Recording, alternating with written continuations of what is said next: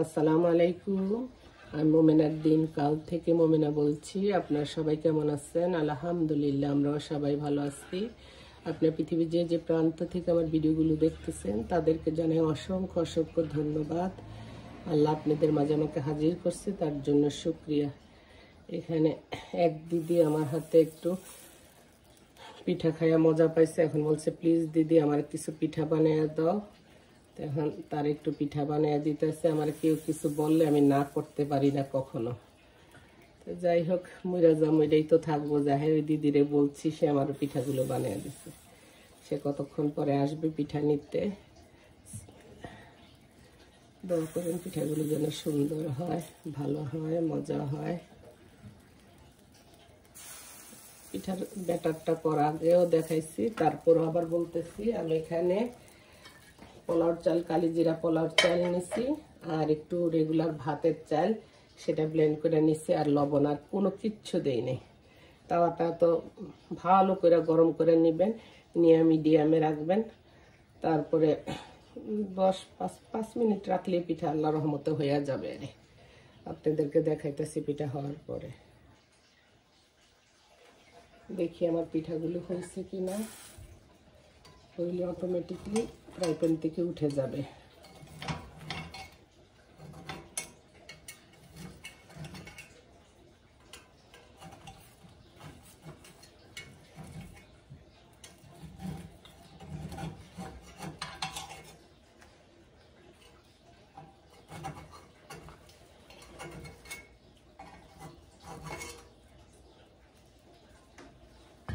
হয়ে গেছে, এখন উঠে ফেলবো।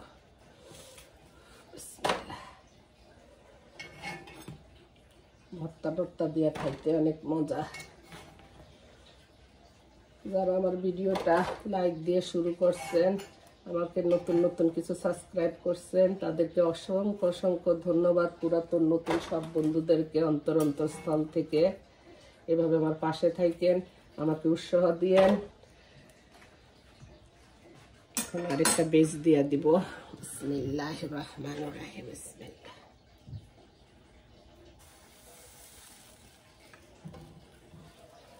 কষ্ট আছে পিঠা চিরা বানানো।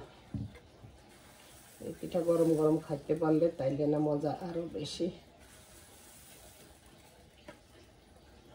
এবার কোরবানি দেওয়ার বিয়ানি কইসে আইব, আল্লাহ বাঁচাইলে তার বউরে লইয়া একসাথে 2 বিয়ানি ঈদ করবো না।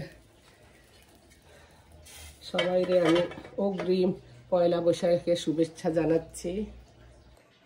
এই যে পুরা অফ ক্যামেরাতে আমার পিঠাগুলো সব বানানো হয়ে গেছে।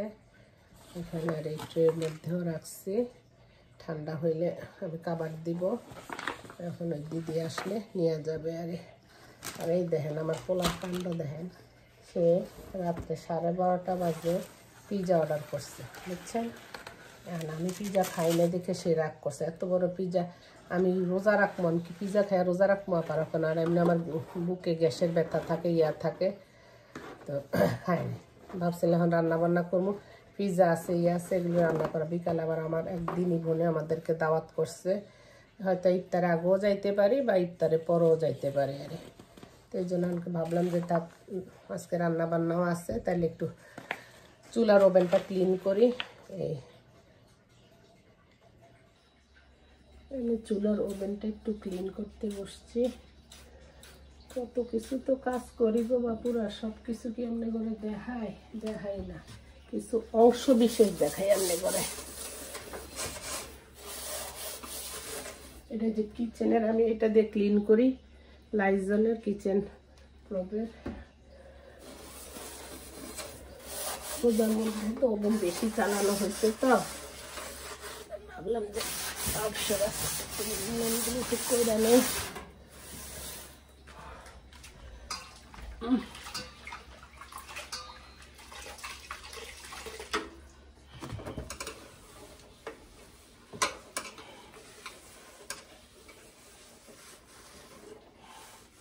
তারপরে জামার শোকেস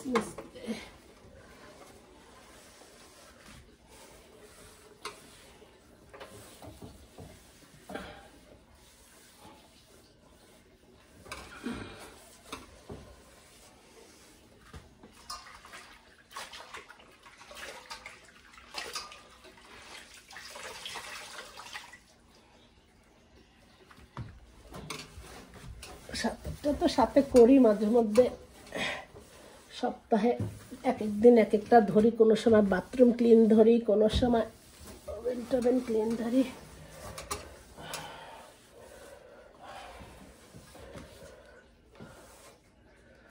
এগুলি ধোয়া হয়ে গেছে।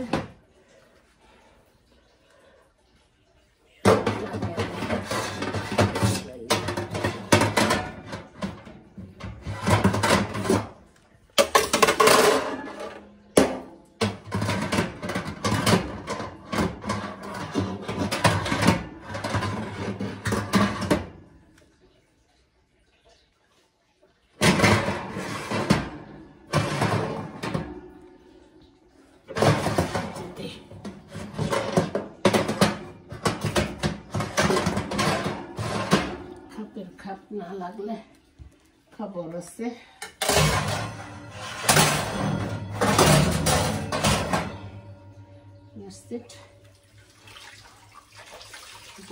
শোকেসটা মুছে ফেলি, কতক্ষণ স্মেল গুলো যাক, তারপর এটা ক্লোজ করবো। এটার ভিতরে তো পাতিল হাড়ি দুনিয়ার আমার এই কিচেনের সাথে তো নাই, জানি কা স্টোর রুম নাই, তো সেই জন্য পাতিল হাড়িগুলো এখানে রাখি আমি, যেগুলি রেগুলার ব্যবহারের।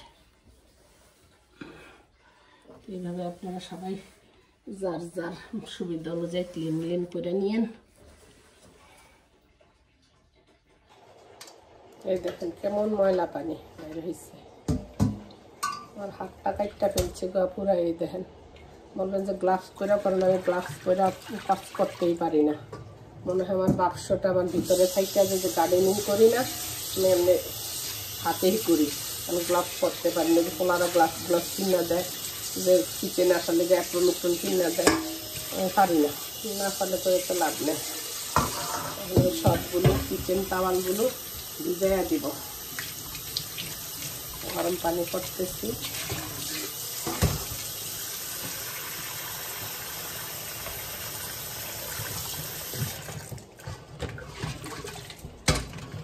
চুলার মধ্যে গরম পানি দিছি,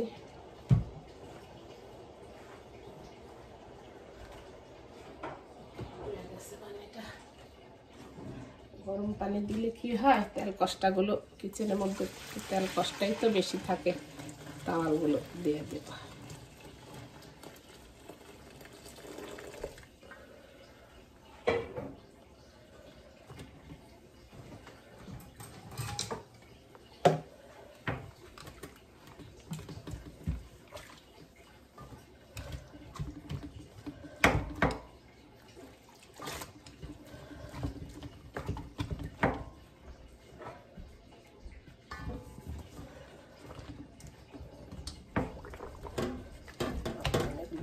দিয়ে আমি অন্যান্য কাজগুলো করতে যাবো।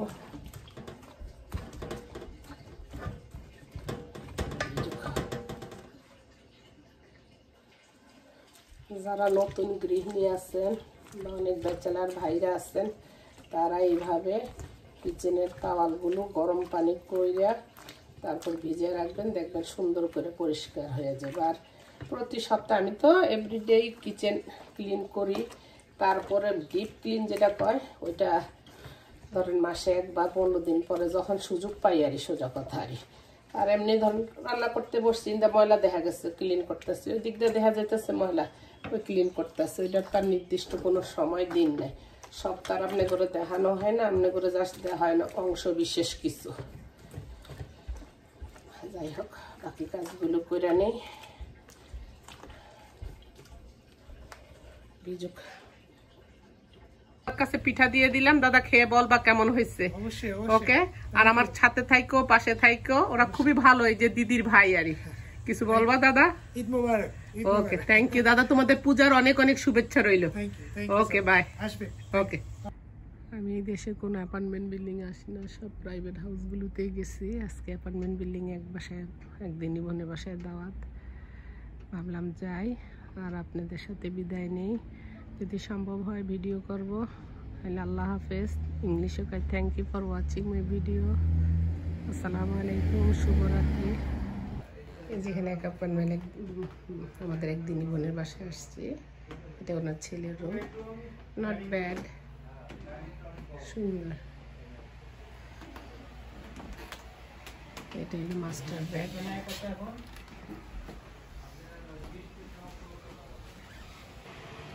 রিদিমা দেখি আমি কি কি ভর্তা করছো, দেখি এদিকে আসো, দেখি কি কি ভর্তা, আমি তো দেখি।